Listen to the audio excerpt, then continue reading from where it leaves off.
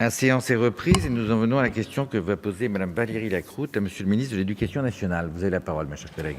Monsieur le Président, merci. Monsieur le ministre de l'Éducation nationale, à travers l'exemple du collège Jacques Prévert situé à Laurel-Bocage, dans ma circonscription du Sud Seine-et-Marne, j'aimerais me faire l'écho des inquiétudes des parents d'élèves et des professeurs des zones rurales.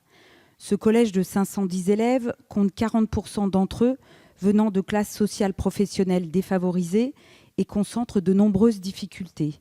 33 élèves en projet d'accueil individualisé, 40 élèves bénéficiant d'un plan d'accompagnement personnalisé, 9 élèves accompagnés d'une assistante de vie scolaire, 11 élèves suivis par la maison départementale des personnes handicapées et 2 provenant d'un institut thérapeutique, éducatif et pédagogique. Ce à quoi il faut rajouter le non-remplacement des enseignants absents. Le rectorat a toute peine à trouver des professeurs qui acceptent de venir en grande couronne d'Île-de-France. Ainsi, l'année dernière, une classe de 5e n'a pas eu de professeur de français pendant un trimestre entier suite à un congé maladie. Cette année, c'est l'absence depuis 2 mois et demi du professeur d'espagnol pour l'ensemble des élèves de 4e et la moitié des élèves de 3e, c'est-à-dire 167 élèves. Il faut aussi noter le manque de structures spécialisées type Ulysse ECPA. En 2014, ce collège était classé ZEP. Ce n'est plus le cas aujourd'hui. Ce déclassement a été vécu comme une trahison et un abandon du monde rural. L'année dernière, une classe a été supprimée. Comme si cela ne suffisait pas, les mauvaises nouvelles continuent. Aujourd'hui, ce sont encore 2 classes qui sont menacées de fermeture à la rentrée prochaine. Cet établissement caractéristique du monde rural voit année après année une dégradation de la condition d'accueil des élèves, malgré la bonne volonté déployée par le personnel et les enseignants. À l'instar du collège de Laurel-Bocage, Monsieur le ministre, quand allez-vous prendre la mesure des besoins des établissements scolaires ruraux et pouvez-vous lisser ces 2 fermetures sur 2 années afin de ne pas pénaliser brutalement ces collégiens qui ont besoin d'un suivi tout particulier? Merci. Merci. Vous avez la parole, Monsieur le ministre. Monsieur le Président, Madame la députée Valérie Lacroute, vous m'interrogez sur les collèges implantés en zone rurale.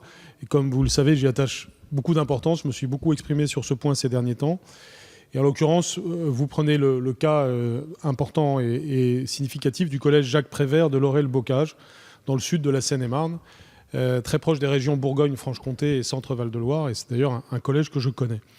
Il est vrai que ce collège connaît une érosion de ses effectifs qui amène à envisager 2 fermetures de division à la rentrée 2018, mais strictement liées à l'érosion de ses effectifs.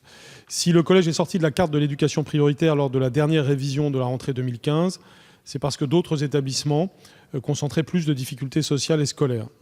C'est en tout cas ce que les calculs réalisés ont permis de faire. Et bien entendu, il faut avoir une approche d'accompagnement lorsqu'il arrive quelque chose de tel à un établissement.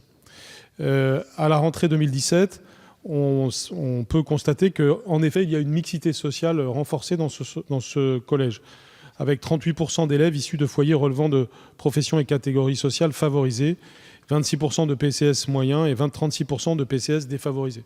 Je dirais que c'est presque un archétype même de mixité sociale avec 3 tiers. Par ailleurs, les conséquences pour le collège de sa sortie de l'éducation prioritaire ont pu être lissées dans le temps et une attention particulière y a été portée à la rentrée dernière. La direction académique des services départementaux de la Seine-et-Marne applique une politique d'allocation progressive des moyens en fonction des caractéristiques sociales des élèves et des spécificités de chaque établissement. Et donc cette politique permet d'atténuer fortement certains effets de seuil qui sont induits par la classification ou non en éducation prioritaire. J'ajoute que j'ai une réflexion actuellement pour diminuer encore plus ces effets de seuil et les atténuer dans le futur. Je signale également que le collège Jacques Prévert, du fait de la configuration particulière des bâtiments, bénéficie d'une dotation plus importante en moyens d'assistance éducative. Pour répondre aux nécessités de l'accueil des élèves à besoins spécifiques que vous avez signalés, nous créons tous les ans des Ulysse dans le 1er degré et en collège au plus près des besoins. C'est ainsi que 4 Ulysse et 3 SECPA sont situés entre 19 et 22 km de Laurel-Bocage et une 5e Ulysse sera ouverte à la rentrée 2018 à Montereau-Yonne à 19 km de Laurel-Bocage, ainsi qu'une 4e SECPA dans le même rayon géographique. Le collège Jacques Prévert scolarise quant à lui 10 élèves reconnus en situation de handicap par la MDPH, vous l'avez dit, ce qui représente moins de 2% de son effectif total. la moyenne départementale étant de 3%. Il n'y a donc pas de spécificité du collège sous cet angle-là. Vous avez souligné aussi le problème du remplacement des enseignants absents. C'est un des principaux problèmes du système scolaire. J'y suis très sensible. Mais cette année, justement, en dépit de l'éloignement géographique du collège Jacques Prévert, je tiens à souligner que toutes les demandes de suppléance ont été satisfaites depuis la rentrée de septembre, à l'exception d'une suppléance courte en anglais de 2 semaines et d'un remplacement en espagnol, vous l'avez signalé, discipline dans laquelle la pauvreté du vivier de remplacement retarde la mise en place d'une solution, mais le sujet sur lequel nous sommes aussi attelés actuellement. Il y a donc incontestablement eu une amélioration d'une année scolaire sur l'autre.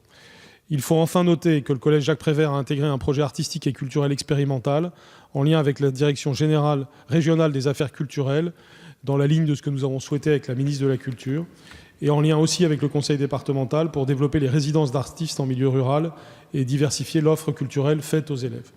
Je resterai attentif évidemment à ce collège comme à tous les collèges ruraux. Je vous remercie. Merci.